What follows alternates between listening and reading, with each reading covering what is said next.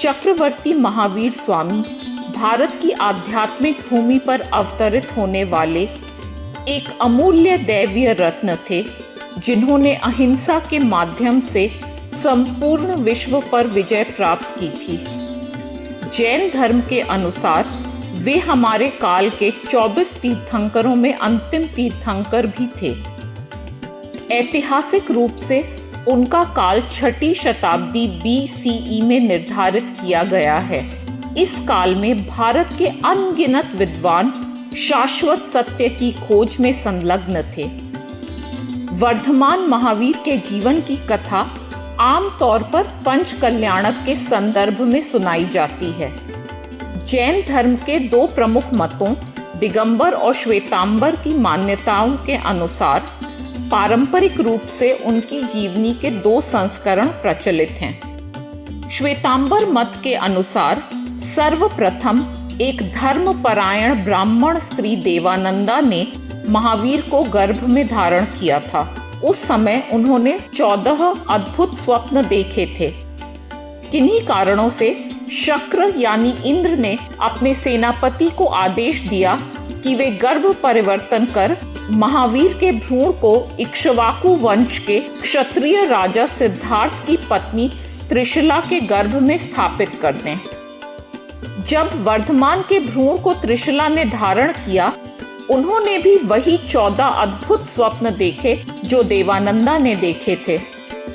दिगंबर मत के अनुसार महावीर स्वामी माता त्रिशला के गर्भ में ही अवतरित हुए थे। उस समय उन्होंने 16 दिव्य स्वप्न देखे थे जो महावीर के आने का शुभ संकेत थे। विद्वानों ने उन स्वप्नों की व्याख्या कर भविष्यवाणी की कि वीरों में वीर महावीर के आगमन का समय आ गया था।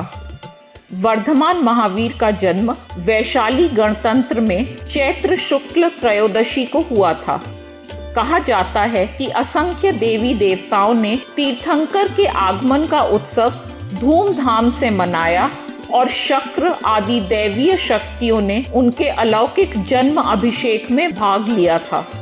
बचपन से ही महावीर का मन वैराग्य की भावना से ओतप्रोत था।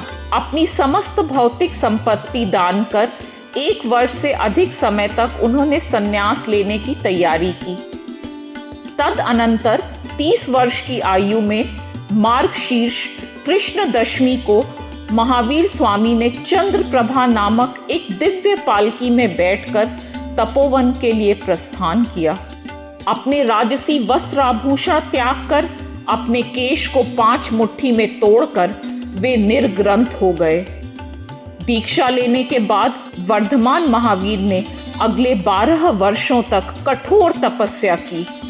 उन 12 वर्षों में उन्होंने असंख्य घोर अतिघोर कष्ट एवं वेदनाएं सहन करी, पर अपने पथ पर अडिग रहे। 43 वर्ष की आयु में महावीर स्वामी ने ऋजुबालिका नदी के तट पर एक शाल वृक्ष के नीचे केवल ज्ञान प्राप्त किया।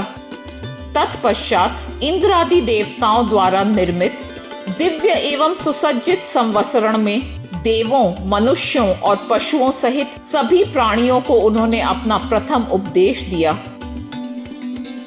अगले 30 वर्षों तक भगवान महावीर ने मानव मात्र के कल्याण हेतु अनेक स्थानों पर विहार किया।